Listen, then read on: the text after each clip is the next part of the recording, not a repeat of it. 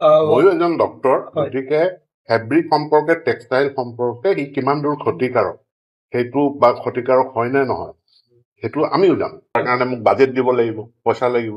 যিমানে মই পলিয়েষ্টাৰ কমাই যাম মোৰ খৰচটো বাঢ়ি থাকিব।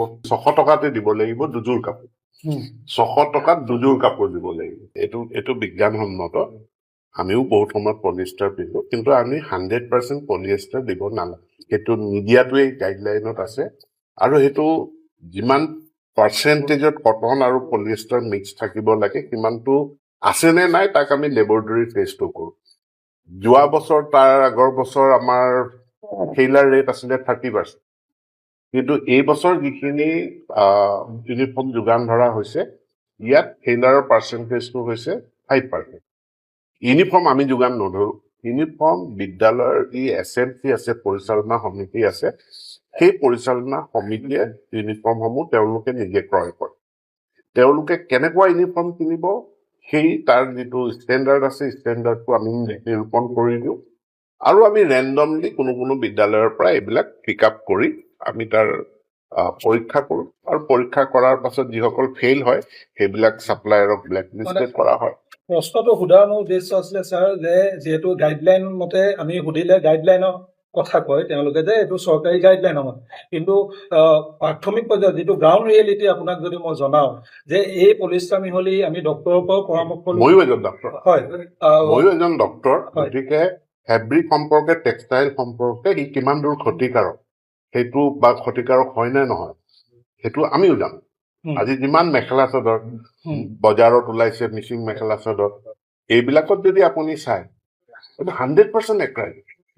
গতিকে যিবিলাক পেট্ৰলিয়াম প্ৰডাক্ট হয়, গতিকে পলিয়েষ্টাৰ হলেই আপোনাক ক্ষতি কৰিব তেনেকুৱা কথা নহয়। কথাটো আমি এইটো চাব লাগে যি 30% তাত কটন থাকিব লাগে, কটনটো আছে। 38 ডিগ্ৰী আপুনি বা মই ডিগ্ৰী গৰমত এইটো পিন্ধি থাকিব পাৰিব, মানে এজন ছাত্ৰ ছাত্ৰীয়ে পিন্ধিব পাৰিব? তেওঁলোকেতো পিন্ধি ৰৈছে। চব এইটো পলিয়েষ্টাৰ বিজ্ঞানে আৱিষ্কাৰ কৰিছে, ইয়াক এটা ফাইবাৰ হিচাপে 100% পলিয়েষ্টাৰ আমি দিবলৈ মানা কৰিছো, কাৰণ আমি 600 টকাতে দিব লাগিব দুযোৰ কাপোৰ।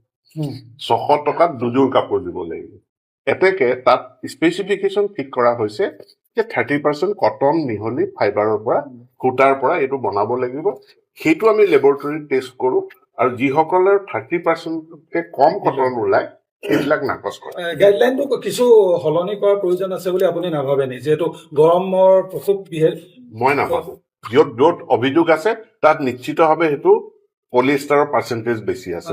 বিভাগৰ জিলা প্ৰশাসনকো এই সন্দৰ্ভত আচলতে অভিভাৱকসকলে দিয়া পৰিলক্ষিত। নিৰ্দিষ্ট যদি আপুনি কোনো এখন বিদ্যালয়ৰ নাম কয় মই চেকিং কৰাৰ ব্যৱস্থা কৰিম। সকলোতে আছে? সকলোতে নহয়, আমিতো কৰি আছো, আমিতো টেষ্টিং কৰিয়ে আছো। যিকোনো মহাবিদ্যালয়ে ইউনিফৰ্ম টেষ্টিং কৰি দিলে, য'ত ছায়েন্স আছে। ছাৰ, গাইডলাইনটো ভায়োলেশ্যন হৈছে বুলি মই অভিযোগ কৰা নাই। মই কৈছো যে য'ত 70% পলিষ্টাৰ থাকে, পলিষ্টাৰ পৰিমাণটো কম কৰাৰ প্ৰয়োজনীয়তা। তাৰ কাৰণে মোক বাজেট দিব লাগিব, পইচা লাগিব। যিমানে মই পলিয়েষ্টাৰ কমাই যাম মোৰ খৰচটো বাঢ়ি থাকিব। সেই পইচাটো মই বাজেটত পাব লাগিব। গতিকে মই বিত্ত বিভাগৰ লগত কথা পাতিম। ছাত্ৰ ছাত্ৰীসকল কিন্তু অসুবিধাত পৰিছে।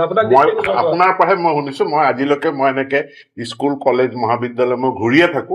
ক'ৰ পৰা মই কোনো অভিভাৱক, ছাত্ৰ ছাত্ৰী, কোনো ছাত্ৰ ছাত্ৰী বা অভিভাৱকে মোক আজিলৈকে কোৱা নাই।